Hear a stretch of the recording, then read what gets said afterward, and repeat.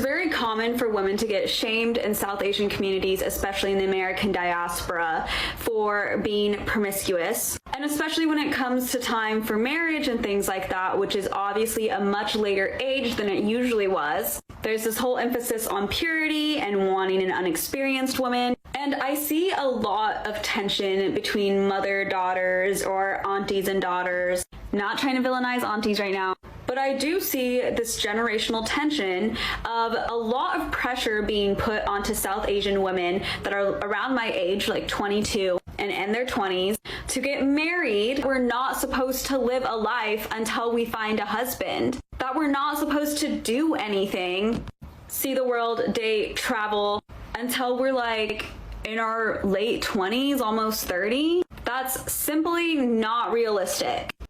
Failure is your destiny. You disrespect yourself and your nation.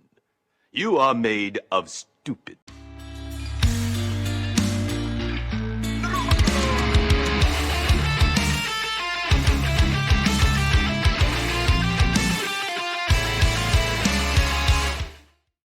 Gentlemen, so we have this comment right here. You're acting like people don't get married young still.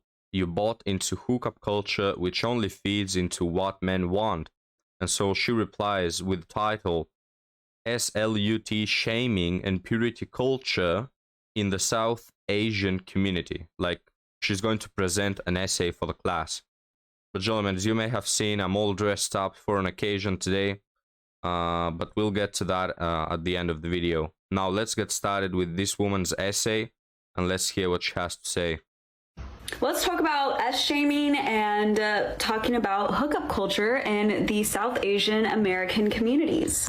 It's very common for women to get shamed in South Asian communities, especially in the American diaspora, for being promiscuous. And especially when it comes to time for marriage and things like that, which is obviously a much later age than it usually was. There's this whole emphasis on purity and wanting an unexperienced woman. And I see a lot of tension between mother-daughters or aunties and daughters.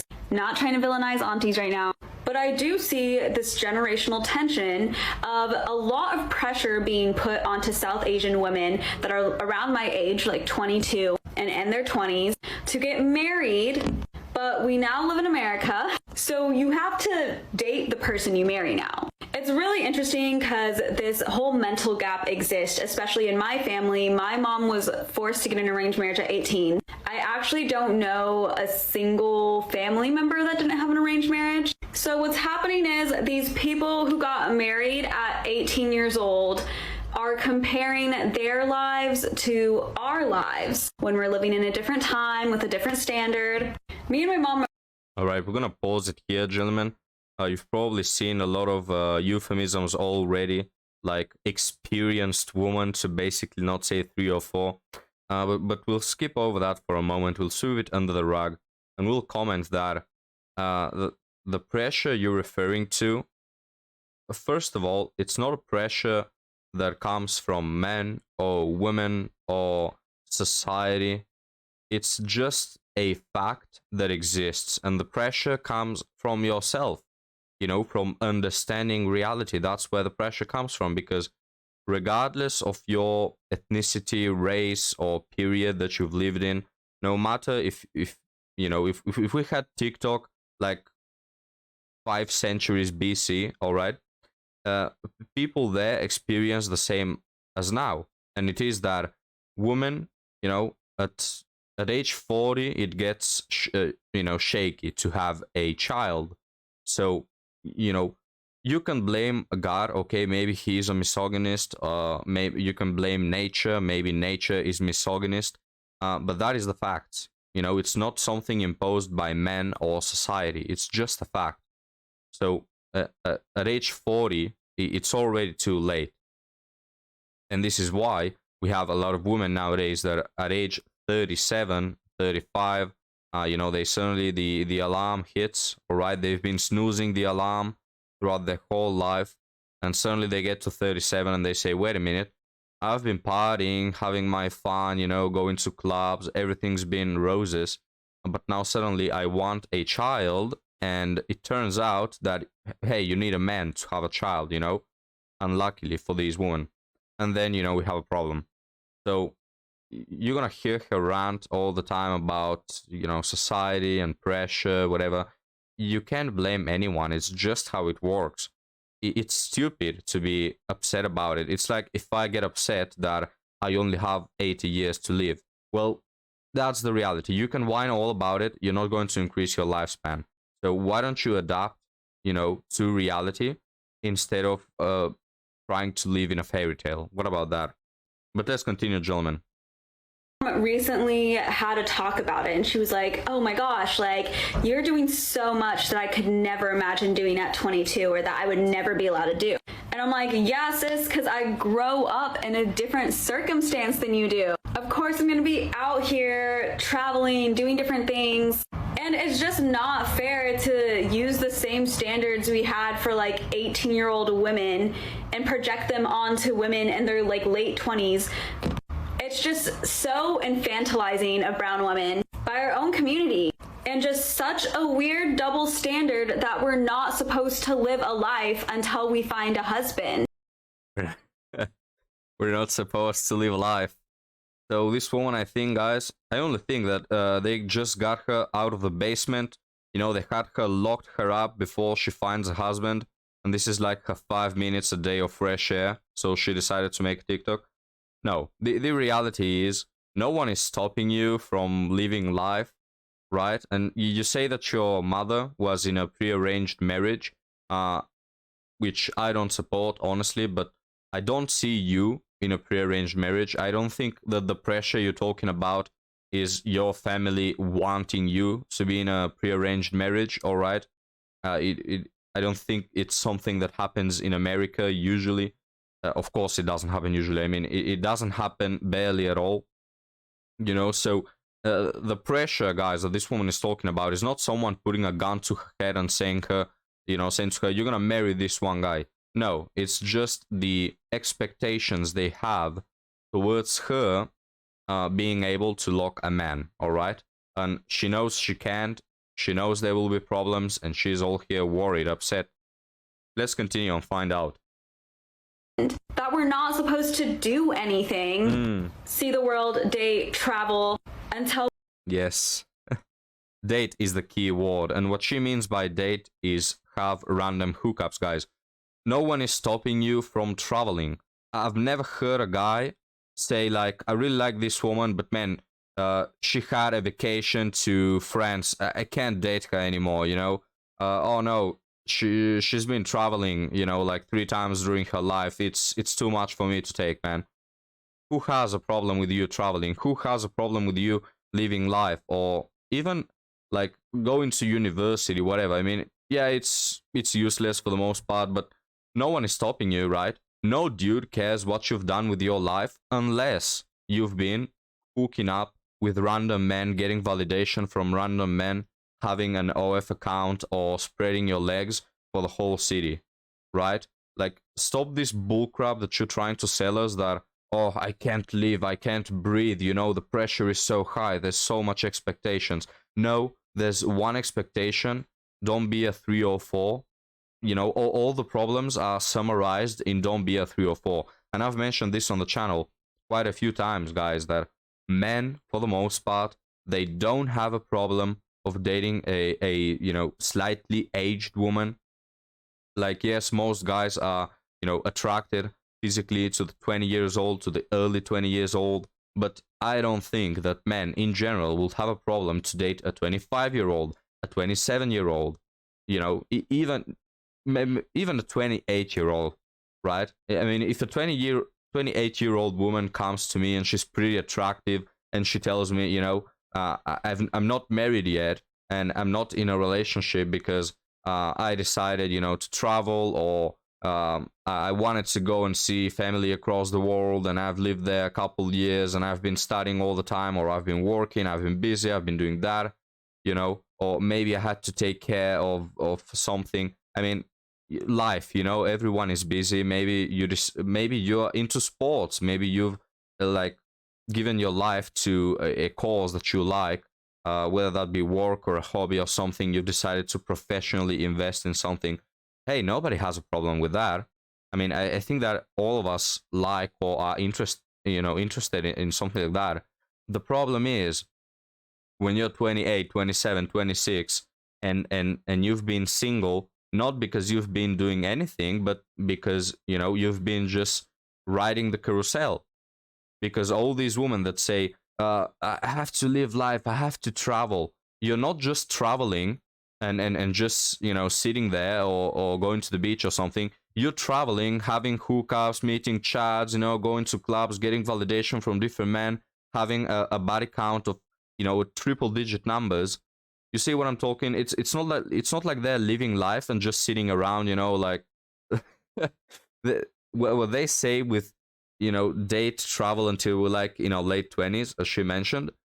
Date means that she's probably been dating, a roster at all times of 5 different men from which she's been gaining different assets and stuff. You know what I'm talking about, guys? And that's what we have a problem with. It's not age. It's not even age so much as it is what have you been doing during that period. Have you been doing something meaningful? Have you been reflecting in your life, in your choices, that you will be a good wife, a good mother, a good partner? Or have you been delaying getting married so much because you've wanted to have your cake and eat it too, because you've wanted to hook around all the time, which it turns out makes for a pretty bad partner. All right, having a high body count, it turns out, guys, that it makes for a bad wife, a bad mother, a bad partner, a bad girlfriend, a bad person, whatever, everything. So sorry for the long run, gentlemen. Leave me your thoughts in the comments. But I'm not buying this crap that I'm not allowed to live. Of course you are allowed to live. And for the most part, men won't have a problem if you've invested your time in something meaningful. But, investing it in being the town bicycle is not something meaningful. And we're not gonna deal with that. We're like in our late 20s, almost 30. That's simply not realistic. So that is my beef with the whole S-shaming culture of the South Asian community. It's because it's just simply ridiculous and so misogynistic. And it's standards put onto us by other women. It's insane the amount of times I've heard like moms looking for wives for their sons in the Bengali community and them just openly saying they don't want an experienced woman or a experienced woman. They don't want a 304, right? Excuse me, miss, for not wanting my partner, my, focus on the word my girlfriend, to be community property. girl who was wild. And they consider a girl who was wild as a girl who just lived her normal freaking life in her 20s. And did the same. So you finally, came to terms with what you're actually saying. You just want to be wild, which you understand as living a normal life in her 20s. It's normal. I want to hook up. Why do you have to take that right away from me? If I want to be for everyone, if I want to be a 304, if I want to be for the streets, why are you putting pressure on me? Well, because it turns out people who care about you, who you are demonizing in this video, they don't want you to be single forever, and they know that having a family is much more valuable than having hookups. But of course, that is something lost with this generation and every subsequent one more. They want the short term rush of emotions. They want the instant gratification thing. And okay, you can do that. Just follow down that path and let's see where it takes you. Because we've seen a lot of women and we've seen where it takes them. It takes them to being miserable, living with 4 cats, and whining about where have all the good men gone. So go down that path. We really don't care. You're one less headache around. You will be a delight for all the chads to use and pump and dump. It's all right, madam. Same stuff her son was doing in college in his 20s, in his 30s probably. And a lot of this has to do with our parents seeing girls as a burden still, which is why I think we should really call out the shame culture that we impose in our own community. So the TikTok ends right here. One thing I didn't understand is, what does SLUT shaming have to do with prearranged marriages? That is the thing I don't understand. Okay, there is a clear difference between SLUT shaming and a lot of things you've mentioned, all right?